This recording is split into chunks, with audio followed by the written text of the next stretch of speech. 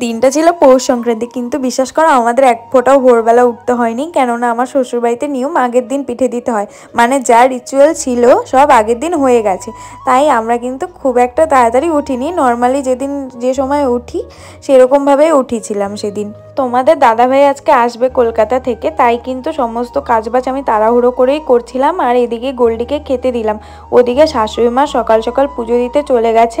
যেহেতু ছেলে আসবে রান্না বান্না করতে হবে, ও তো এসেই খেতে চাইবে, খিদে পেয়ে যাবে ওর, তার জন্য আমি এদিকটা সামলাচ্ছিলাম আর ওদিকে শাশুড়ি মা করছিল। আসলে বলো তো কি, দুজনে হাতে হাতে সব কিছু করলে কিন্তু সব কাজই ইজিলিভাবে হয়ে যায়। তাই আমরা সবসময় চেষ্টা করি দুজনে কাজটা ভাগ করে নিতে, মানে একজন এদিকটা করলো একজন ওদিকটা করলো, এইভাবে কাজটা খুব ভালোভাবে হয়ে যায়। আর এর মধ্যে দেখলাম আমার শ্বশুরমশাইও উঠে পড়েছে, ছেলে আসার আনন্দে নাকি ঘুমই হচ্ছে না। তো যাই হোক, আমি একটু জল দিয়ে আসলাম, গরম জল। তো এত সকালে স্নান টানও করে নিয়েছে, ভাবো আমার আগেই সব হয়ে গেছে। তো আমি এদিকে একটু টুকটাক আগের দিনের বাসনপত্র ছিল সেগুলোই মেজে নিচ্ছিলাম, যেহেতু শাশুড়িমা পুজো দিতে গিয়েছে, এসে অনেকটাই লেট হয়ে যাবে এগুলো করতে গেলে, তাই আমি করে দিলাম। এরপরে আমি স্নান টান করে এসে চুল টুল আছড়িয়ে নেব। আর জানো এদিকে অনেক জামা কাপড় ধুয়েছি, যেহেতু একদিন বাড়িতে ছিলাম না, সব জামা কাপড় জমিয়ে রেখে গিয়েছিলাম, সাথে বেড কভার, বালিশের কভার টভার সব কিছুই ধুয়ে দিতে হয়েছে।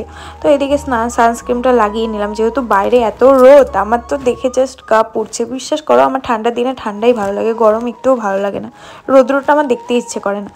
আর এদিকে এতটাই রোদ ওঠে, ভাবো তোমরা, যেদিনের জামা কাপড় সেদিনই শুকিয়ে যাচ্ছে, মানে ঠান্ডা শীতের সোয়েটার টোয়েটার সবই শুকিয়ে যাচ্ছে একদিনে। এটা সত্যি একটা, মানে কি বলবো, বলার মতো কোনো ভাষাই নেই আমার। আর বলতে পারো তোমরা যে আমার জামা কাপড় ধোয়া একটা নেশা। আমি প্রত্যেক দিনই এক গাদা করে জামা কাপড় ধুই, এর জন্য কিন্তু আমার বরের কাছে আমার প্রচুর বকাও খেতে হয়, প্লাস আমার শ্বশুর শাশুড়ি প্রচুর বকা দেয় আমাকে। কিন্তু আমি তো নাছোড় বান্ধবী, আমার যেটা ভালো লাগে আমি সেটা করবই।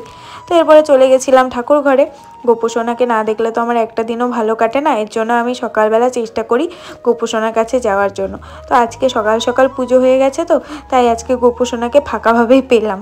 তো এরপরে ঘরে গিয়ে আমি একটু গরম জল খেয়ে নিচ্ছিলাম, সকালবেলা জলটা না খেলে আমার ভালো লাগে না। এরপরে আমাদের বাড়ির নিয়ম এই যে তিলের খাজা খেতেই হবে, জানি প্রত্যেকটা বাড়িরই নিয়ম, বাঙালি বাড়ির নিয়ম। তো কী করবো, আমিও খেয়ে নিলাম, ভালোই লাগে হঠাৎ হঠাৎ খেতে। এরপরে দেখো আমার বর চলে এসেছে আমার জন্য মিষ্টি নিয়ে, তারপরে বজরংবলী পুজো দিল, তার লাড্ডুও খেলাম।